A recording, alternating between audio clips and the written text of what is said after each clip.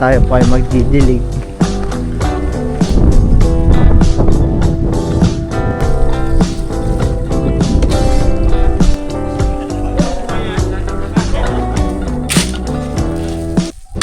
At ito po ang aking mga pechay, tumubo na po ng kaunti. Inabutan na po kami ng ulan. Mga tricycle, dito na po ako nagtawag sa mga parada papuntang Abyawin.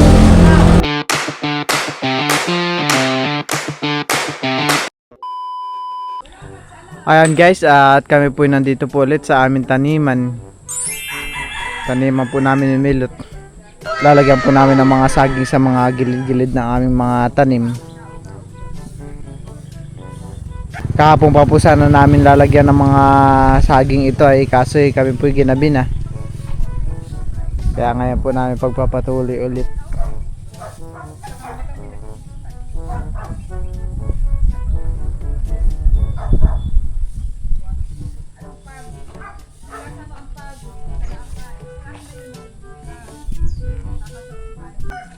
Ito naman po yung mga tinanim namin kahapon na kamuring baging. At siguro tilad po ay kinakabit niya na po yung cyclone wire. Yan naman po ay kakaunti na lang. 3 poste na lang po.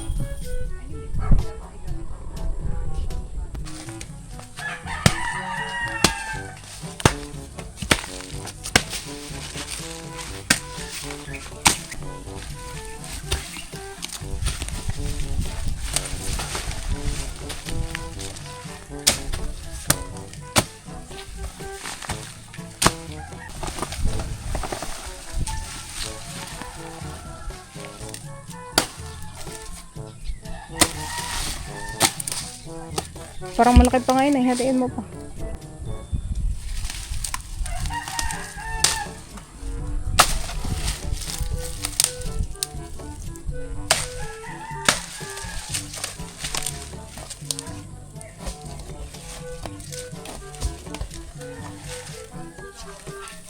Si Bal po ay kumuha na po dito ng asahan ng saging. Ilalagay po namin iyan din sa mga tanim para hindi malanta sa sobrang init. Hindi pwede han eh. Yan.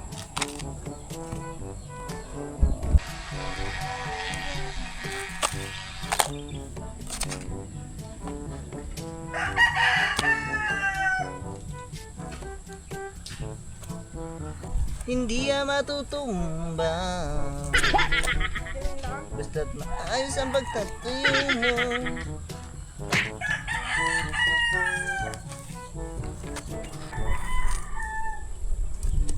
Kaya po nilalagyan na po namin ng saha ng saging.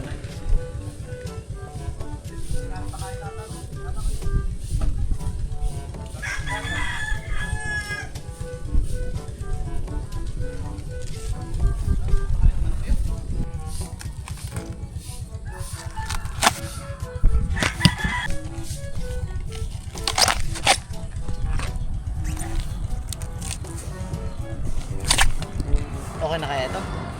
Kasya na yan? Marami pa.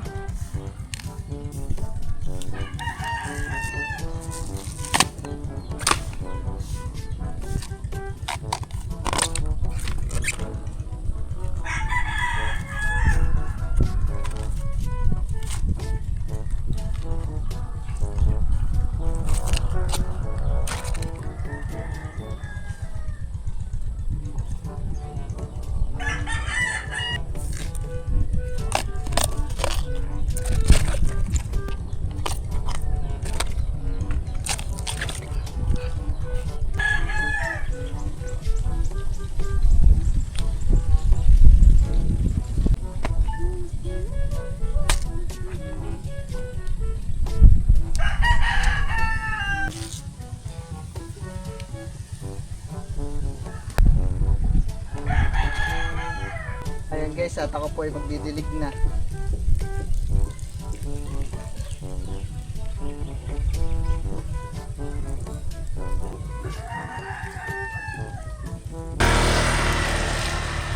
Hindi na sila mga lanta.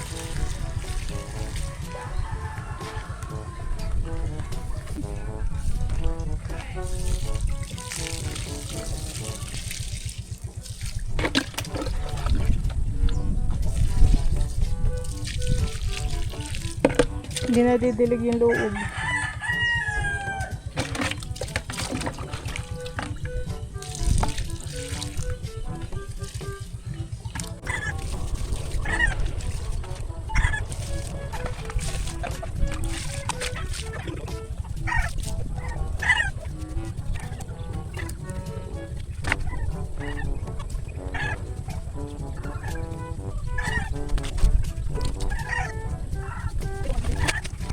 Dinidiligan na rin po dito ni Bali yung mga talbos.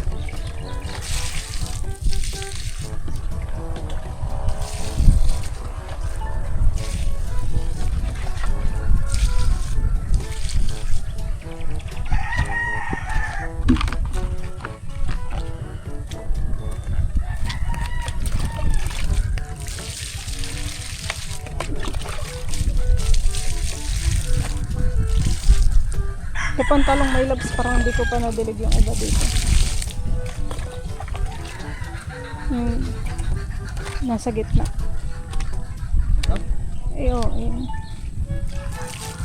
Kaya kasunod.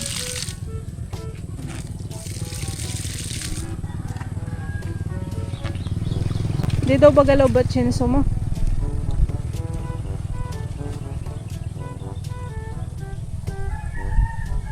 8 hours later. Ayan guys, at ngayon po ay nandito po ulit ako ngayon sa taniman. Tayo po ay magdidilig. Ayan po yung mga tanim na talong.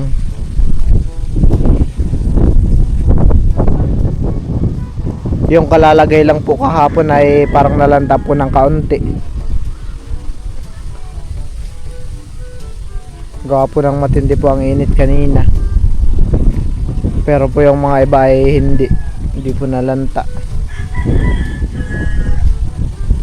Ito pong sako na ito ay ipon ng manok galing fish pan.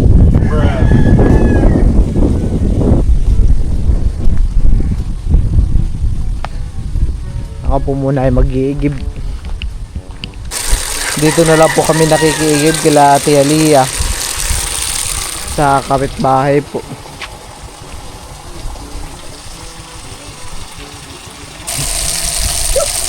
Kilala na po ako ng aso nila dito. Kahapon ng parati po ako dito nag-iigib. At minsan po binibigyan ko siya ng pagkain. Kaya ngayon din niya na po ako yung tinatahulan.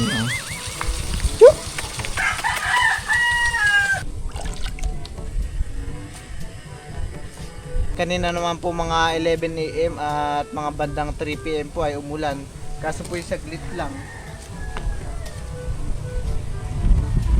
Kaya nabasa rin po na po ito. Lupa.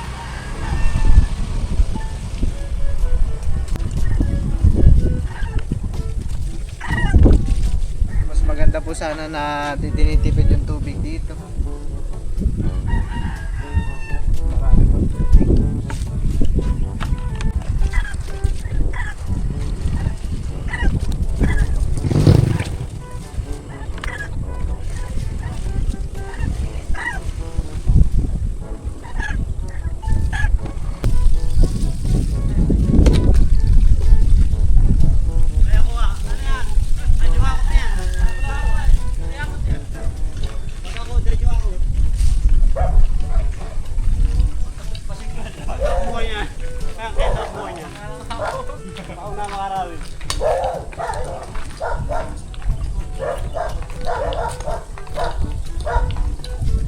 Ayan po at pauwi na rin po ako ngayon. Tapos ko na po nadiligan yung mga tanim na talong.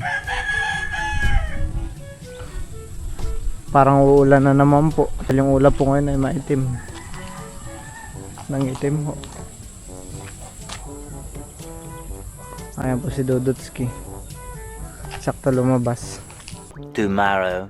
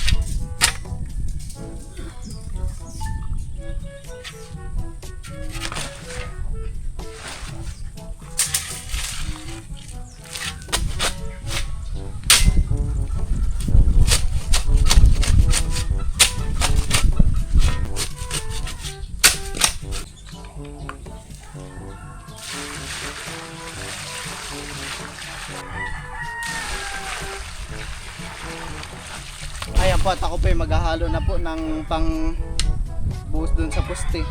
Poste po ng kubo.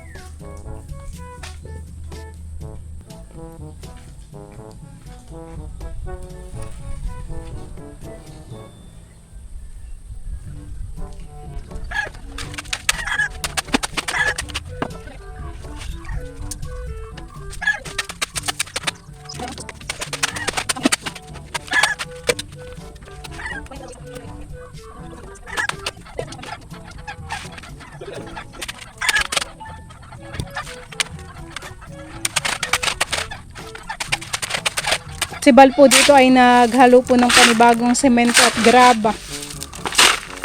Kinulang. Kinulang. Unang halo. Ay dun sa dulo okay na, kulang pa din.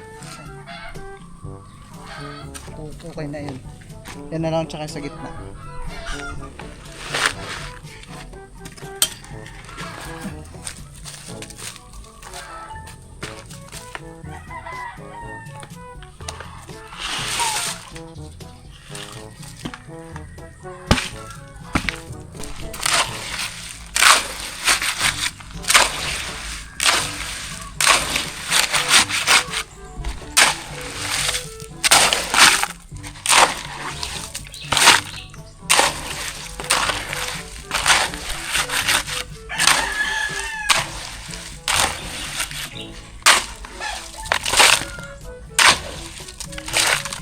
Naikabit na po namin ni Kuya Tilat itong kukulamber.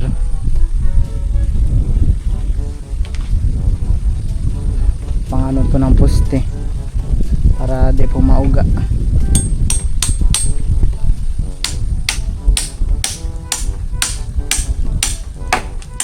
At ito pong kulungan ng baboy ay kailan natin para titibagin yung may labs kahit mamaya na no. Walang maso.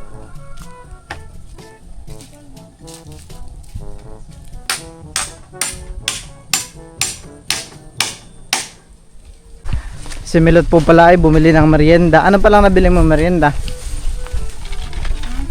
Ay, luha. Halo-halo at may tinapay. Ito pong mga takip ng mga talong ay tinanggal po muna ni Milot. At di naman po gaano mainit. Kanina po ay umulan. Parang pwede mo na ibalik lahat at mamaya iinit na.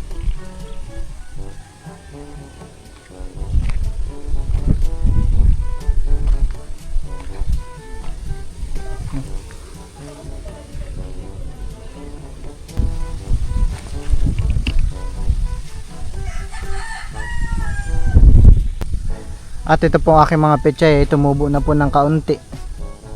Nagsilutangan na po yung mga ilang nilang dahon. Kaya po at kami po muna yung magme-merienda. Merienda po.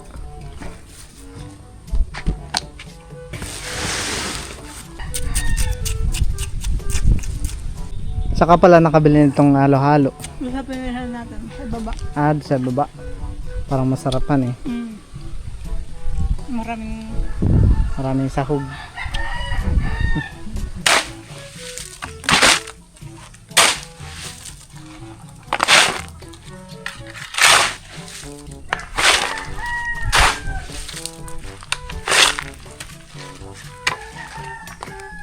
Busa ko na rin kayo sa gitna.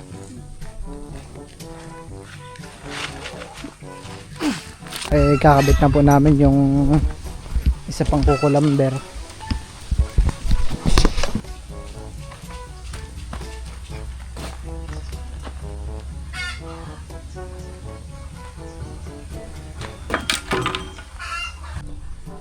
Ililipat ko na rin po pala dito yung mga ibang dahon ng niyog.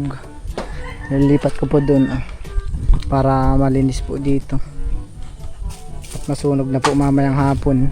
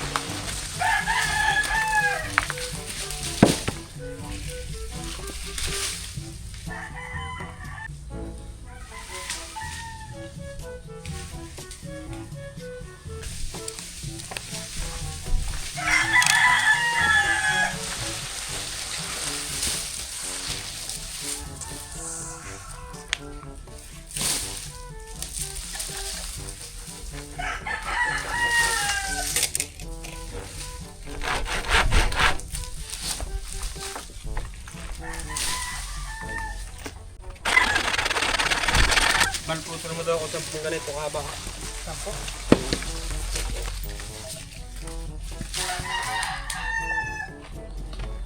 Ganito din kalalaki? Kaya dito mga ito.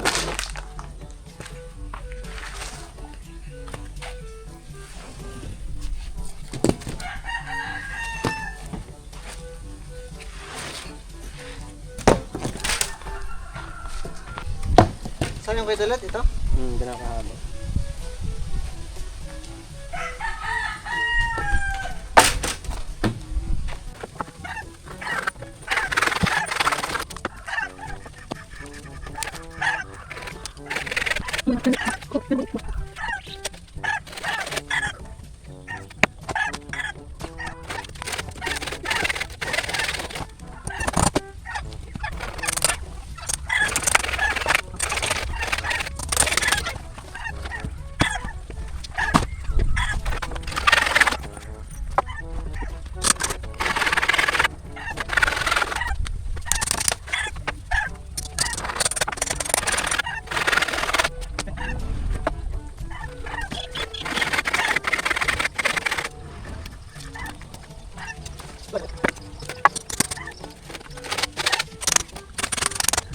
Nabutan na po kami ng ulan. Ano? Kamusta ang pagtatanim? Hindi pa tapos. Hindi pa tapos. Kaya po muna ay sumilong. Di pa gawa yung silungan natin ginagawa pa lang. Pag nagawa na yun, ay ka tayo maghakot ng upuan. Dala tayo ng upuan. Tsaka duyan. Dito na po kami bumili ni Milot ng bubong sa Bayan Hardware.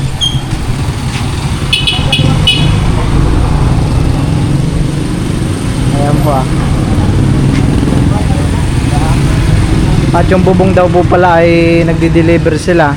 Kaso nga lang po pag di po sila nagdi-deliver ng isa lang po yung kanilang pagdi-deliveran. Kailangan po dapat tayo may kasabay.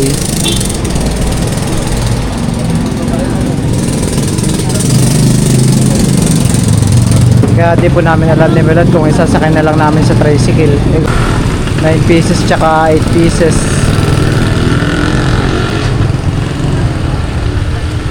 Mga 17 piraso din po pala.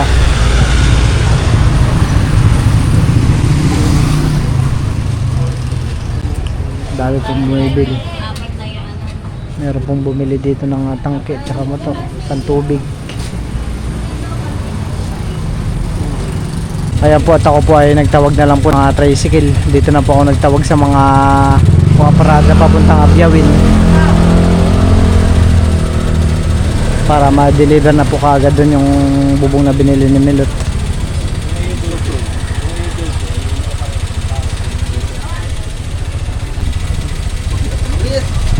Ayan po si Tio po ang akin nakuha. Ayan na po yung nakuha ko pong tricycle. Sa ikot. Ayan po, at dito po kukunin yung yero yung binili po ni Milot. Ayaw na nga po yung magpasahin ng isang isang at mahirapan lang gawat nakakawa naman yung magsasabi ng isa. Kaya sabi, kung sinabi nila, kanya-kanya na Ayan po. Kanin mo, ibigay ng kainin mo. Umagas ka.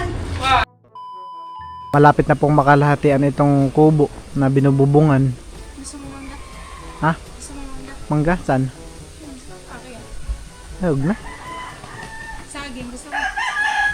Ano may saging? Ikaw?